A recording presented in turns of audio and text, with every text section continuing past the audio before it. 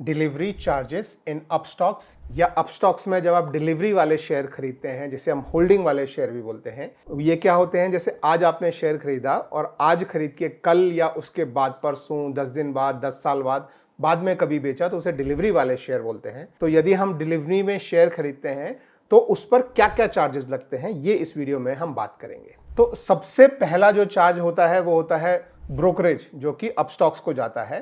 तो नॉर्मली अगर आप कोई भी शेयर खरीद रहे हैं, इरिस्पेक्टिव ऑफ क्वांटिटी, आपको या तो उस पे 20 रुपए लगेगा या उस शेयर का जो टोटल जो प्राइस है उसका 2.5%। मान लीजिए आपने 100 रुपए के 5 शेयर खरीदे, यानी 500 रुपए के शेयर खरीदे, तो या तो 20 रुपए या 500 रुपए का 2.5% जो है, इन दोनों में से जो भी कम अमाउंट होगा वो आपको जो है वो देना पड़ेगा।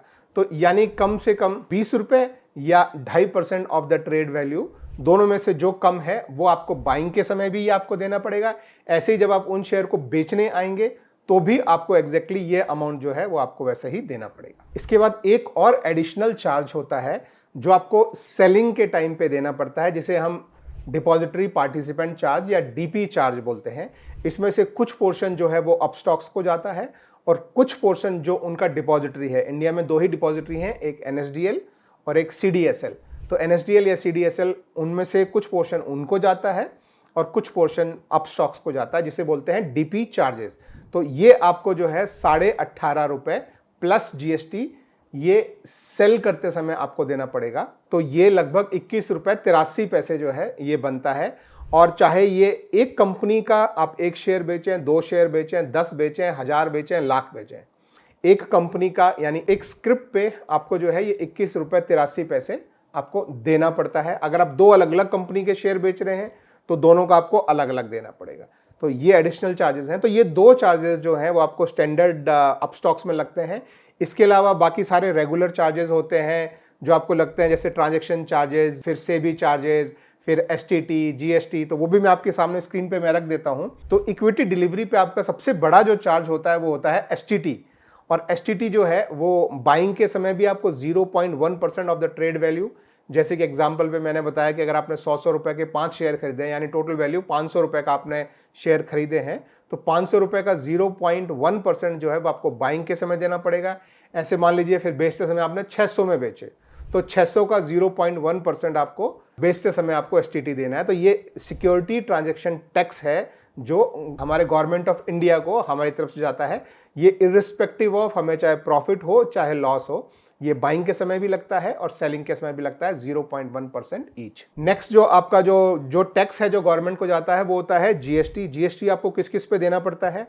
आपके जो आपका ब्रोकरेज है उसके ऊपर, जो आपने जो डीपी चार्जेस दिए हैं उसके ऊपर, जो आपके ट्रांजैक्शन चार्जेस हैं उसके ऊपर, अगर कोई सेबी चार्जेस हैं तो उसके ऊपर भी आपको जीएसटी देना पड़ता है। इसके अलावा आप देख सकते हैं कि आपको स्टैम्प ड्यूटी भी देनी पड़ती है, लेकिन स्टैम्प ड्यूटी सिर्फ एज ए बायर आपको देनी पड़ती है। सेलिंग के टाइम पे आपको स्टैम्प ड्यूटी नहीं देनी पड़ती है। तो स्टैम्प ड्यूटी का जो रेट है वो है 0.015%, सिर्फ बाइंग के टाइम पे। इसके अलावा एक्सचेंज के ट्रांजैक्शन चार्जेस होते हैं जो कि एनएसई में इस समय 0.00325% है। ये आपको बाइंग के समय भी देना है और आपको सेलिंग के समय भी देना है। इसी तरह से बीएसई के चार्जेस भी लगभग इसी रेंज में है, कहीं कहीं से थोड़े से ज़्यादा हैं, लेकिन वो कौन से ग्रुप की कंपनी है उस पर डिपेंडेंट होता है, लेकिन आप ऑलमोस्ट सिमिलर या इससे थोड़ा सा ऊपर मान के चल सकते हैं। इसके अलावा एक और जो चार्जेस है जो यहाँ पे मेंशन नहीं है, जिसे बोलते हैं सेबी चार्जेस, जो कि 0.001% है, वो भी आपको लगाया जाता है और वो भी आपको देना है। तो ये सारे चार्जेस हैं जो आपको बाइंग और सेलिंग के समय आपको जो है वो देने पड़ते हैं। मेन चीज़ आपको ध्यान रखनी है कि आपका ब्रोकरेज कितना लग रहा है, आपके डीपी चार्जेस कितने लग रहे हैं, और अगर आपका ट्रांजैक्शन का साइज बड़ा है तो आपको एसटीटी पे नज़र होनी चाहिए कि एसटीटी आप कितनी भर रहे हैं। क्योंकि हो सकता है जैसे आप कई बार जो है बहुत कम प्रॉफिट में अगर आप निकल रहे हो तो देयर आर चांसेस कि आपके जो चार्जेस हैं वो आपके प्रॉफिट का हो सकता है 2% 5% वही खा जाए।